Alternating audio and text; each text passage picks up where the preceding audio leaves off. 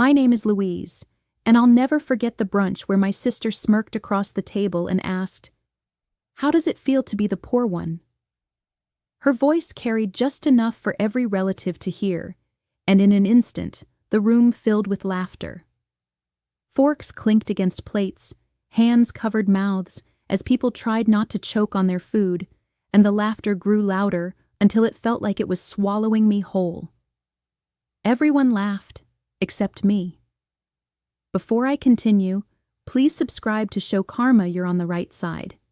Anyways, I sat there frozen, my fork hovering halfway to my mouth, my cheeks burning. It wasn't just the words. It was the way she said them, with that smirk that told me she knew exactly what she was doing. It was the deliberate cruelty tucked inside a joke, the kind everyone would later defend as light-hearted teasing. But there was nothing light about the way it landed. Her words sliced clean through me, sharper than any knife on the table. I looked around, waiting, hoping for someone to defend me. My mother sat there with a tight smile, pretending she didn't hear the ugliness behind the words. My father chuckled and shook his head, but he didn't say a thing to stop it. A cousin even leaned closer to Victoria, giving her a fist bump as if she'd scored some kind of point. No one looked at me. No one said, "That's enough." It was as if humiliating me had become part of the entertainment, another course served alongside the eggs and pancakes. Inside, I crumbled. Outside, I stayed silent, pressing my lips into what I hoped looked like a smile.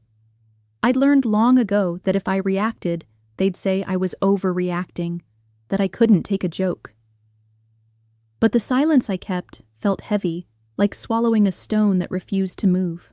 The rest of the brunch blurred. I heard fragments of conversation, work stories, vacation plans, wedding talk, but they were muffled, distant, as though I was underwater. Every laugh, every smile at that table felt like it was aimed at me, even when they'd moved on to other topics. I kept thinking about how easily my sister had said it, how effortlessly everyone had laughed, and how much it hurt that no one had even hesitated. It wasn't the first time I'd been the punchline. Growing up, Victoria was always the golden one, the beautiful one, the girl everyone bragged about. Me? I was responsible, quiet, practical. Words that sound like compliments until you realize they're just ways of saying invisible. But that day, it was different. That day, she didn't just overshadow me. She dragged me out into the light and made me small in front of everyone. When I finally excused myself to the bathroom, I shut the door and stared at my reflection in the mirror. My hands shook, my throat felt tight, and I couldn't stop replaying her voice in my head. The poor one. As if my entire worth could be reduced to a single cruel label. As if being me was something laughable. That was the moment something inside me shifted. I didn't know what I would do yet, but I knew one thing. I couldn't sit at that table anymore, pretending it didn't hurt. They laughed at me that day. But one day, I promised myself I would have the last word. From the outside, my family looked like something out of a glossy magazine. We had the big suburban house with a freshly painted porch and a lawn trimmed to perfection.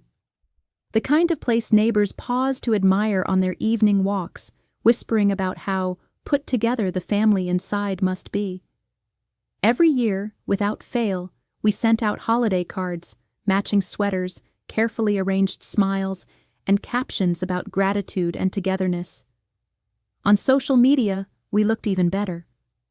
There were brunch photos with table settings that looked staged, pictures from vacations where everyone coordinated their outfits, and birthday parties that could have doubled as Pinterest boards.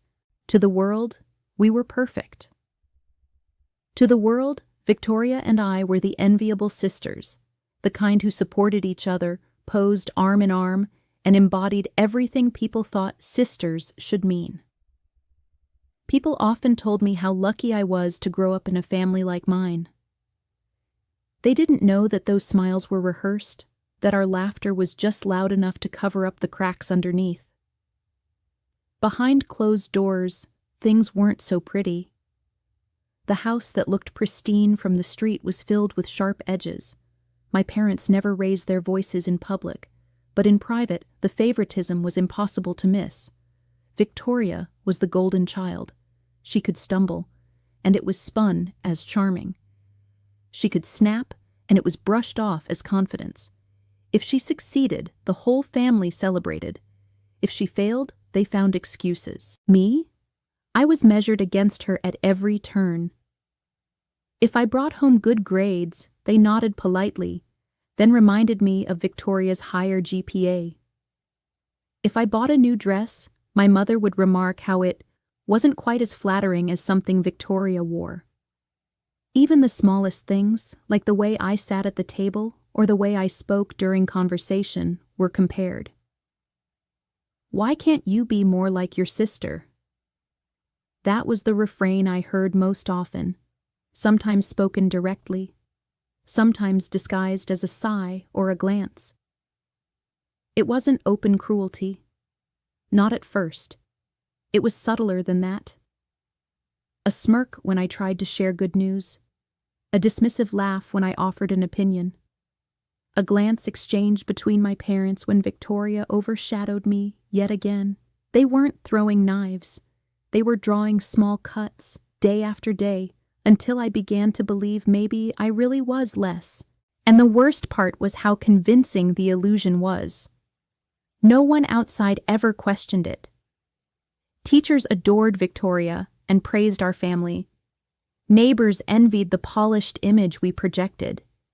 Even extended relatives fawned over how close-knit we seemed when we all showed up for a reunion in coordinated outfits. But when those same relatives left and the front door clicked shut, the truth returned. I used to wonder if anyone else could see it.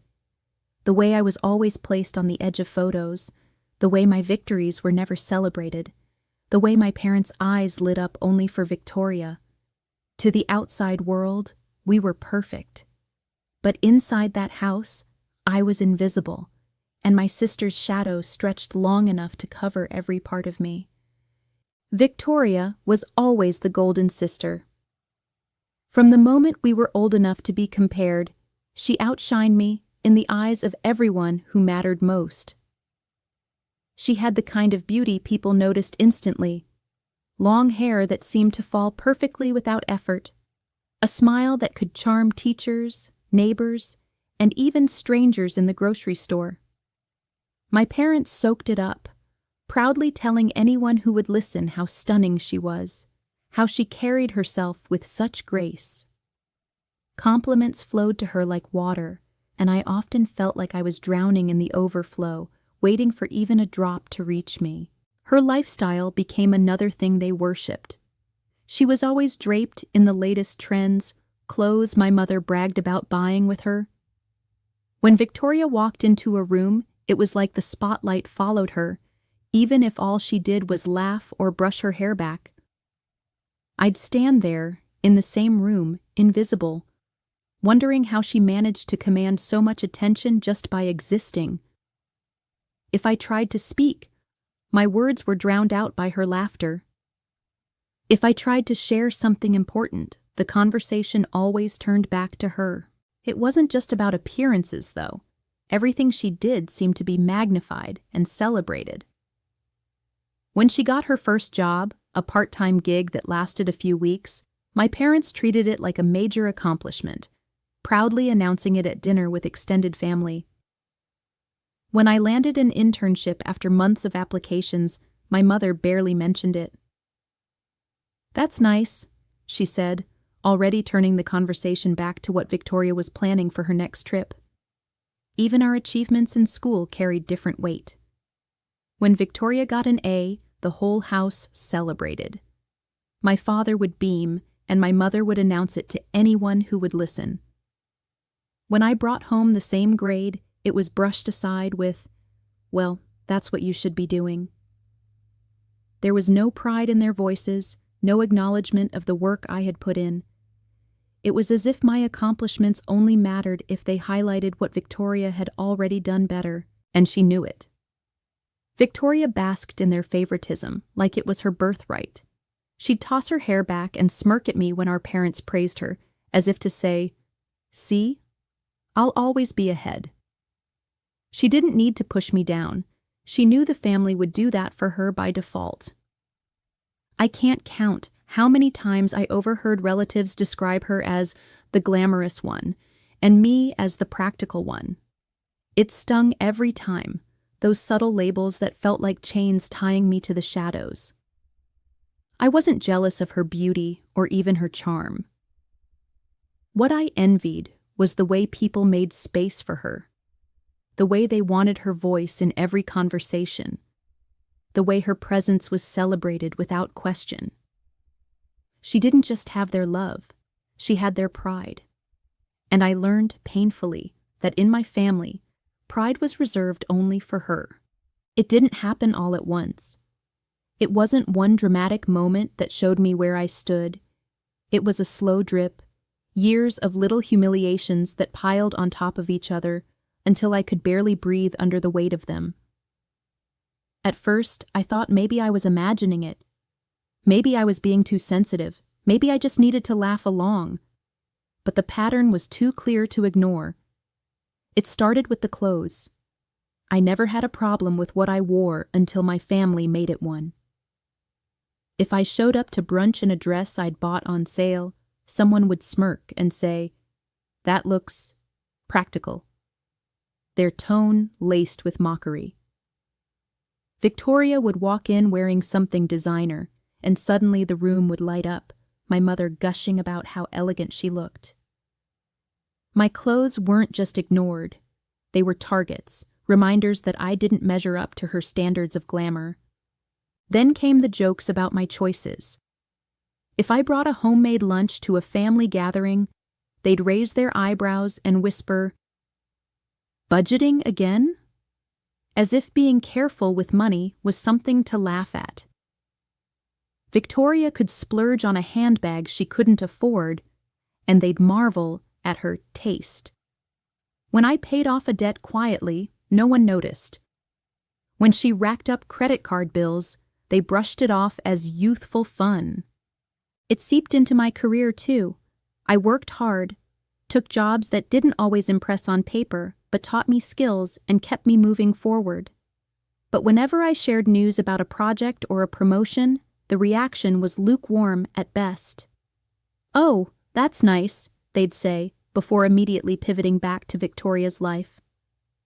My father once told me flat out, "Well, at least Victoria's path is leading somewhere glamorous." The implication was clear.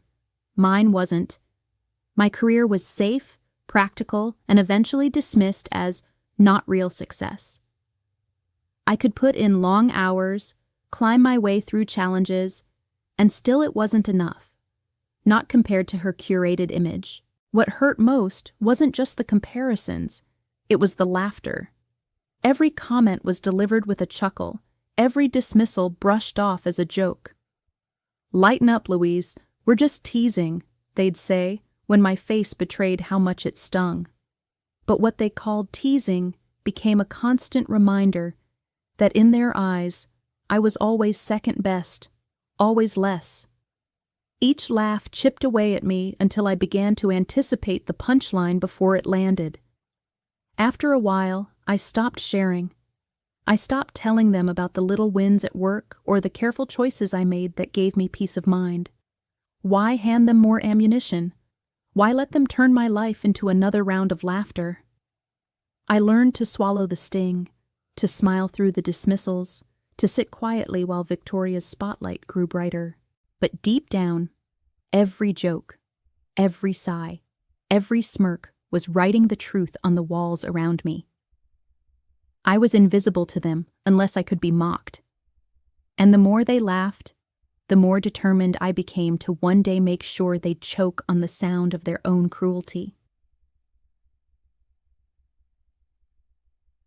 The brunch was supposed to be like every other family gathering, loud, polished, the kind of event where the table looked like it had been styled for a magazine. Platters of fruit glistened under the sunlight, waiters floated in and out with trays, and my parents beamed at the sight of their children gathered together. I tried to tell myself I could get through it, that if I just smiled, if I just played along, maybe I could leave without another bruise to my pride. But I should have known better. Victoria sat across from me, her presence impossible to ignore. She thrived in settings like that, always the center of the table, always the one people leaned toward when she spoke. I kept quiet, picking at my food, trying not to draw attention.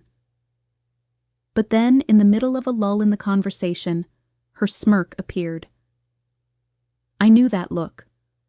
The one that meant something cruel was about to come out of her mouth, disguised as humor. She leaned forward, her voice pitched just right so everyone could hear.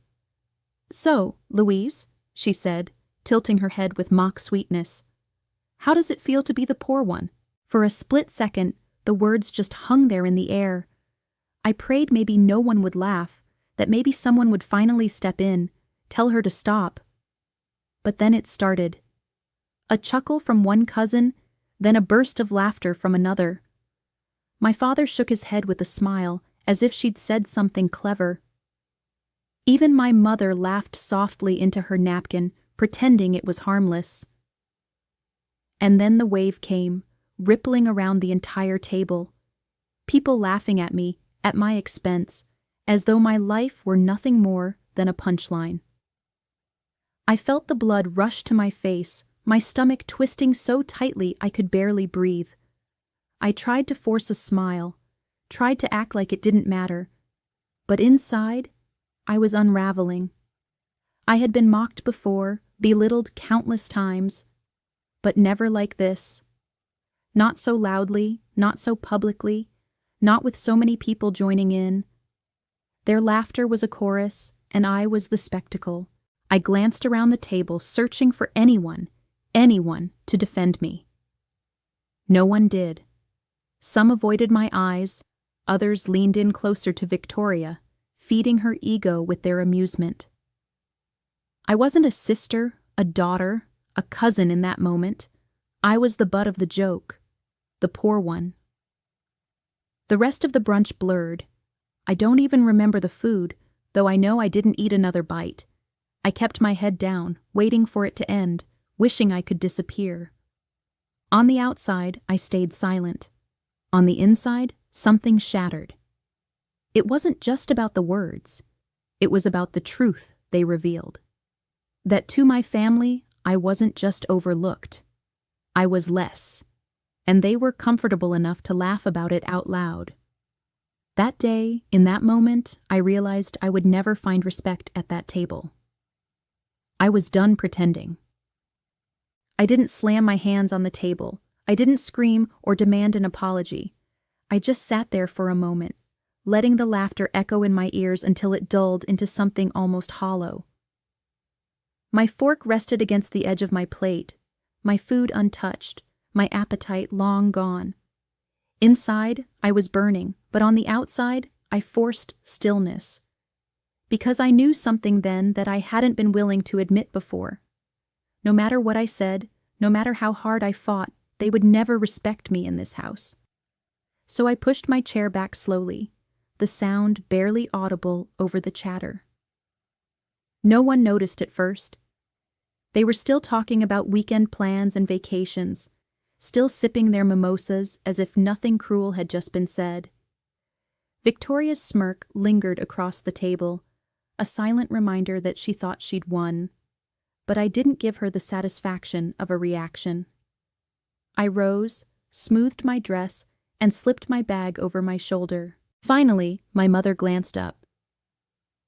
"Where are you going?" she asked, not with concern, but with the kind of irritation you reserve for someone who's inconveniencing you. "I've had enough," I said simply. My voice didn't waver, but it wasn't loud either. Calm, measured, deliberate. A few heads turned. My father frowned, as if I was being dramatic. A cousin chuckled under his breath, already ready to call me sensitive later. And Victoria leaned back in her chair, sipping her drink, watching me with that smug look that had defined my whole childhood. "I'll see myself out," I added, not giving anyone the chance to twist my words. And then I left. The air outside felt different, lighter, sharper. I could hear my heels clicking against the pavement, each step pulling me further away from the brunch table that had never made room for me. My chest tightened, not from regret, but from release. For years I had swallowed their dismissals, their jokes, their comparisons. I had stayed because I thought if I endured long enough, they would finally see me, finally value me. But the brunch made it clear. They never would. Walking to my car, I realized the silence behind me wasn't accidental. No one had followed. No one called my name. No one cared enough to stop me. And as much as that hurt, it also confirmed what I had always suspected. My presence had never mattered to them. I sat behind the wheel, gripping it tightly, tears blurring my vision. But they weren't the kind of tears that begged for pity. They were the kind that cleansed, the kind that carved space for something new. For the first time in my life, I wasn't leaving with shame. I was leaving with dignity. Because sometimes the most powerful thing you can do is walk away. Not with a fight, not with broken words, but with quiet certainty. That day, I left my family's house behind. And though I didn't know where I was headed yet, I knew this. I'd rather walk alone in silence than stay in a room where my worth was always the punchline. When I walked away from that table, I didn't just leave behind the laughter. I left behind the need for their approval. For the first time, I gave myself permission to build a life that had nothing to do with them. It wasn't easy. Starting over never is. But every step forward was mine, and mine alone. I worked long hours at my job, the kind of hours no one bragged about, but that slowly added up to promotions and responsibility.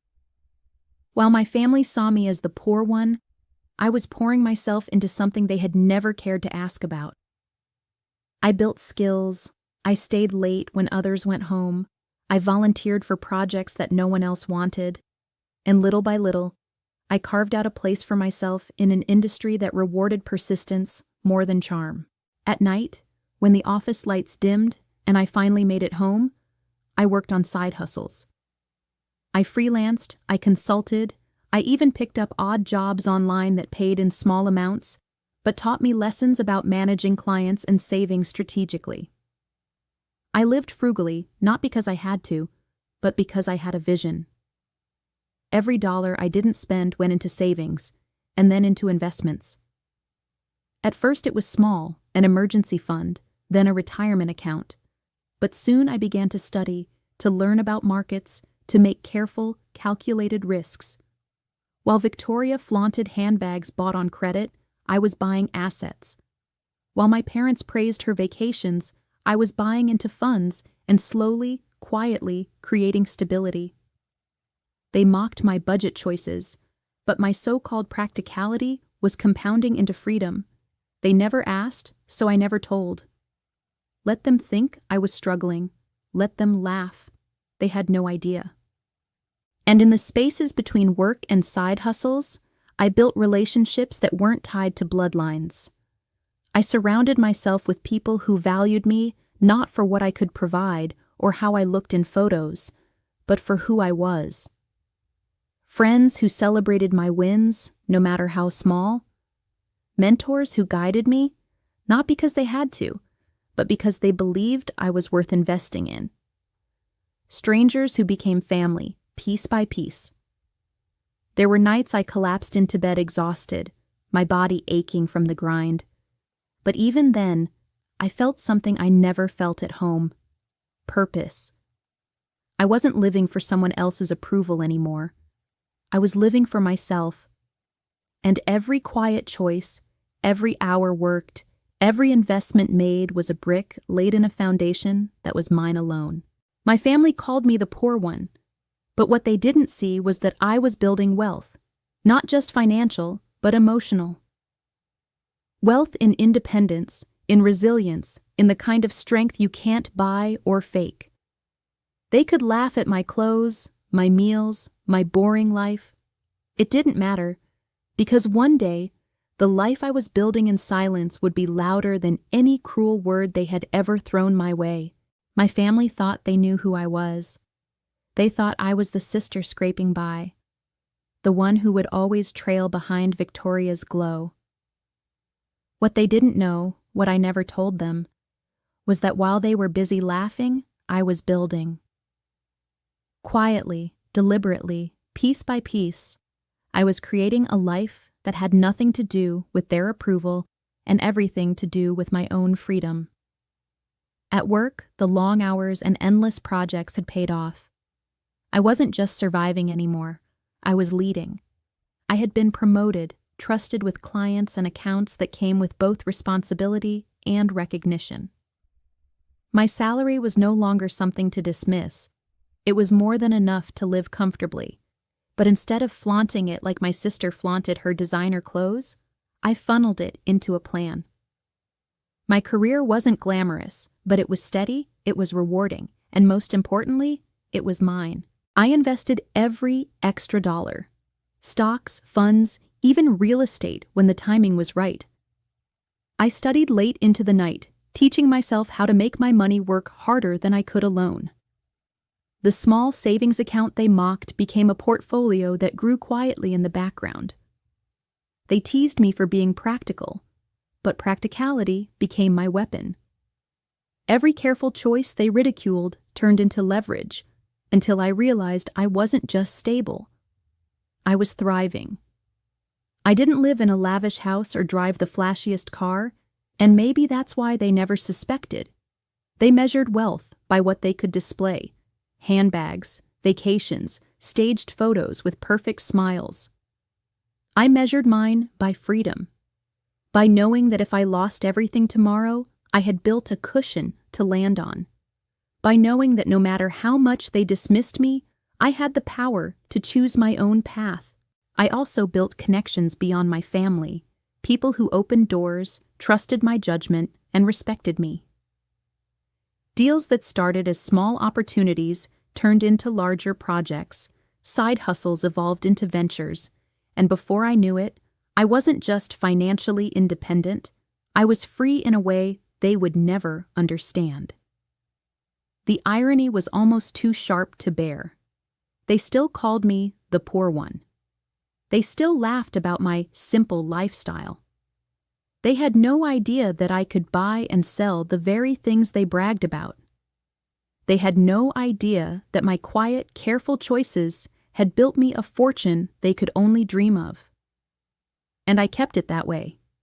Let them underestimate me. Let them laugh. Their ignorance was my armor. Because here's the truth, money wasn't what healed me. It was the freedom that came with it. The freedom to walk away, to never again beg for a seat at their table. The freedom to know that my worth wasn't tied to their approval or their laughter. Behind their backs, I built a life far richer than their staged perfection. And one day, when the truth finally came out, they would see exactly who the poor one really was.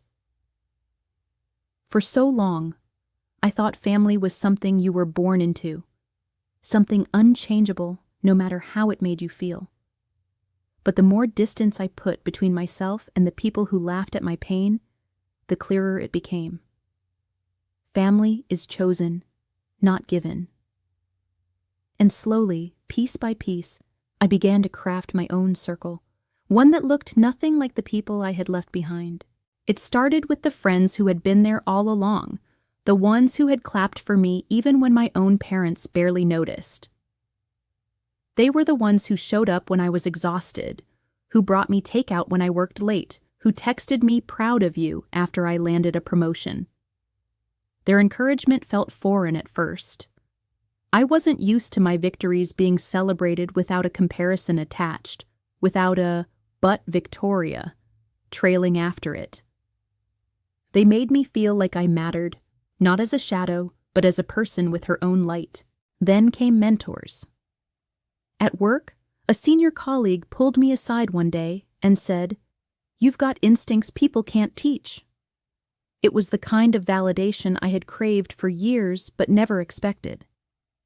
She took me under her wing, not because she pitied me, but because she believed in me. I soaked up every lesson, every piece of guidance, and in return, I worked harder than I ever had before. She wasn't my mother, but in her encouragement, I found the kind of support I had always longed for. Beyond work, I found people who valued me for more than my resume. Friends I met through hobbies, through volunteering, through small chance encounters that grew into something real. These were people who didn't care what I wore or what car I drove, who didn't measure my worth by bank balances or status. They measured it by laughter shared over coffee, by late-night talks when life got hard, by the simple act of showing up when it mattered most. The contrast with my blood family sharpened every day. While my parents posted polished photos with Victoria, pretending we were all one happy clan, my chosen circle lived in authenticity. There were no staged smiles, no silent dismissals, no cruel jokes disguised as humor. With them, I didn't have to shrink myself or brace for the punchline. With them, I could breathe. And perhaps most healing of all, my chosen family reflected back to me the truth I had doubted for so long: that I was worthy of love, respect, and pride. Not because of what I could provide, not because of how I looked in a photo, but simply because I was me. For the first time, I felt what family was supposed to feel like: safe, steady, real. The girl they had laughed at, the one they had dismissed as the poor one, was no longer defined by their cruelty. She was defined by the people who chose her, who lifted her, who stood by her. And in their company, I finally learned I hadn't lost family, I had found it. The cracks didn't appear all at once. They slipped into conversation like whispers, traveling through cousins, neighbors, and even mutual acquaintances who thought I already knew. At first, I brushed them off. For so long, my family had seemed untouchable, Victoria especially. She was the golden one, the glamorous sister who never stumbled, the one everyone else was told to be more like. But then, the whispers grew louder, and the image she had worked so hard to polish began to wobble. I heard that her marriage wasn't as perfect as the photos suggested. Those smiling posts of her and her husband at candlelit dinners, the curated captions about forever love. They hid fights that spilled out behind closed doors. A cousin let it slip at a gathering that he had walked out on her for a week, that trust was fraying between them. The laughter that once seemed so effortless in her pictures had started to look more like a mask. Then came the money troubles. Victoria had always flaunted her lifestyle: designer clothes, expensive vacations, a new car every other year. But beneath the shimmer, there were bills piling up. Credit card debt, a mortgage stretched too thin, investments gone sour. An aunt confided that my parents had helped her more than once, slipping her money to keep up appearances. The same parents who once mocked me for saving, for being too practical, were quietly covering the cracks in their golden daughter's empire, and still they kept up the facade. Family photos were carefully staged, brunches still perfectly arranged, smiles plastered on as though nothing was wrong. But I could see it now: the strain in their eyes, the desperation behind their laughter. The shine they had built their reputation on was beginning to dim, and the harder they tried to hide it, the more obvious it became. I thought back to that day at brunch, the way Victoria's voice had carried across the table when she asked me, "How does it feel to be the poor one?" The memory still burned, but now it carried a bitter irony. Because while she was busy performing wealth, I had been quietly building mine. While she flaunted handbags and dinners on credit, I had stacked savings and investments no one knew about. And now, as her carefully crafted image wavered, my foundation stood steady. The irony wasn't satisfying at first. It was sobering. This was the life they had worshipped, the sister they had crowned as perfect, the pedestal I had been crushed under for years. And now, the cracks showed what I had always suspected. It was never as solid as they wanted the world to believe. I didn't gloat. I didn't need to. Life had a way of revealing the truth without me saying a word. For once, it wasn't me sitting at the table feeling small under their laughter. It was Victoria, struggling to keep her shine, while mine was finally beginning to glow on its own. The call came late in the evening, just as I was winding down from work. My phone lit up with my mother's name, a rare sight these days. For a moment, I thought about ignoring it, letting it ring out like so many of my calls to them had been ignored in the past. But something inside me made me swipe to answer. Her voice on the other end was sweet, almost syrupy, the kind of tone she only used when she wanted something. "Louise, darling," she said, drawing out the word like honey. "It's been too long. We miss you at the table. The table. The same one where I was humiliated, where laughter cut sharper than any knife." I almost hung up right then, but I stayed silent, letting her continue. Within moments, the pleasantries faded, and the real reason for her call slipped through. She spoke of a difficult patch, about how things had been tight lately. Her voice wavered just enough to sound vulnerable, but not enough to sound genuine. Then Victoria's name entered the conversation. Apparently her marriage was under more strain than I had realized, the debt deeper than the whispers had suggested. My mother sighed dramatically. "Your sister has been through so much. We just need to rally together as a family." Family.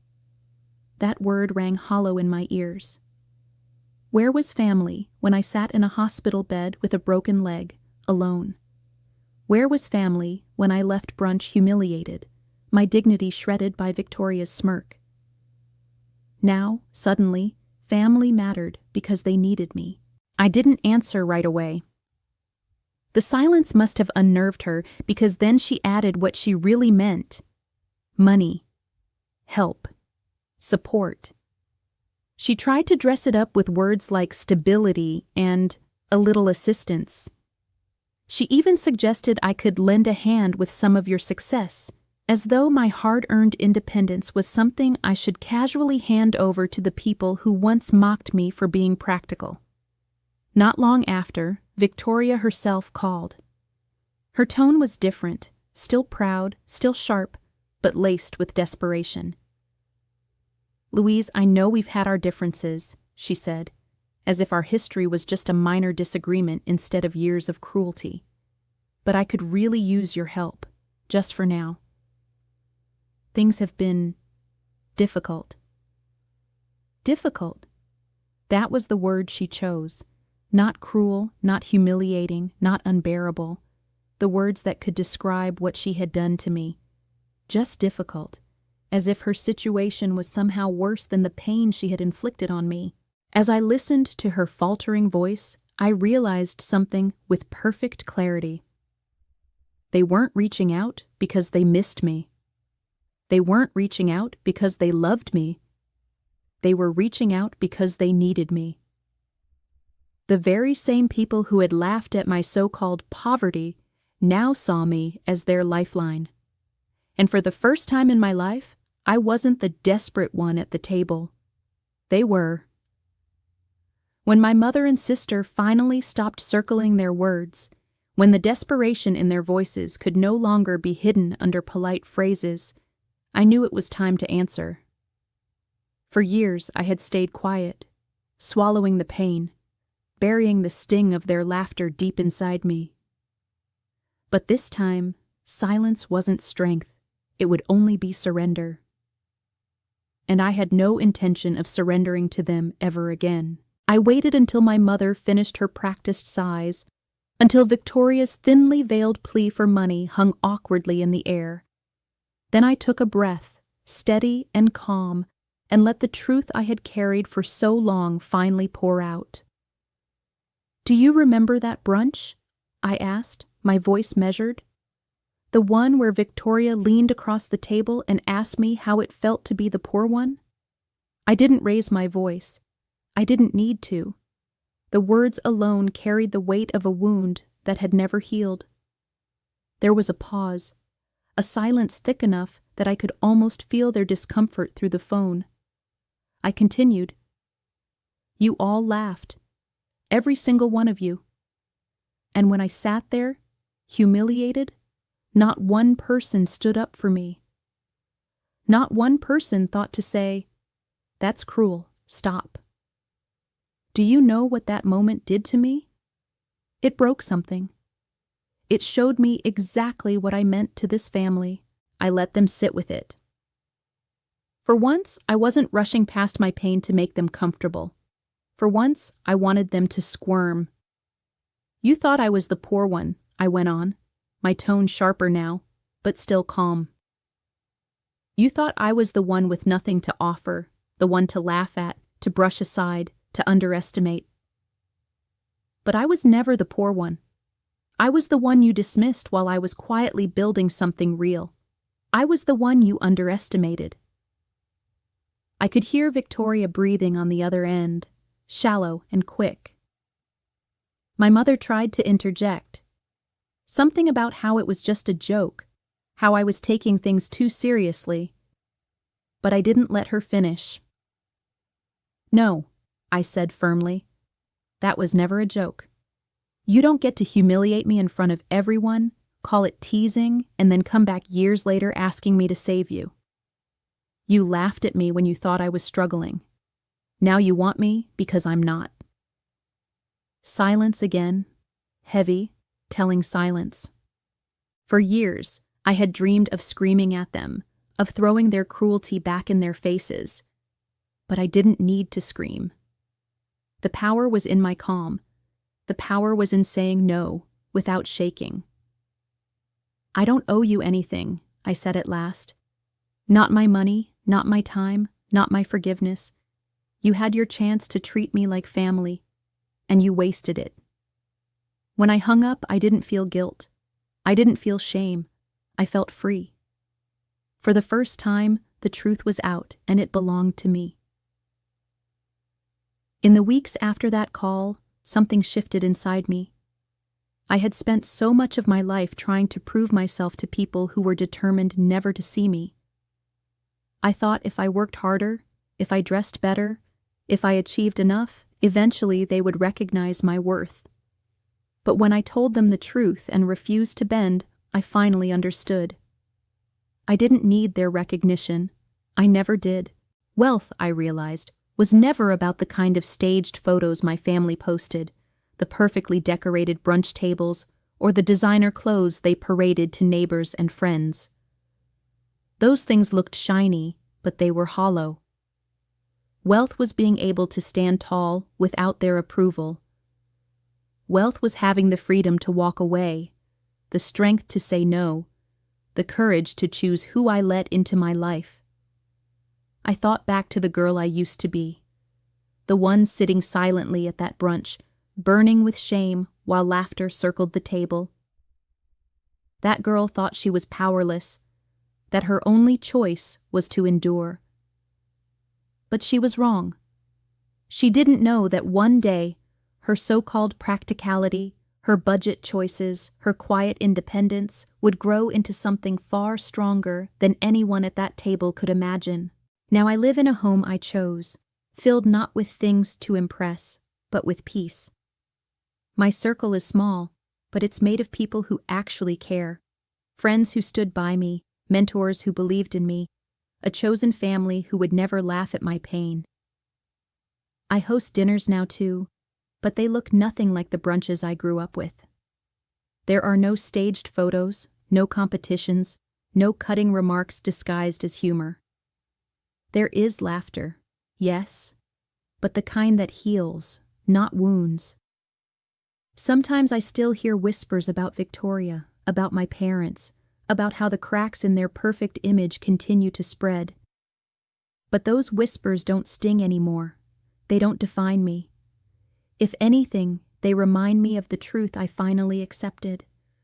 That perfection is a facade, and I don't need to play a role in their charade ever again.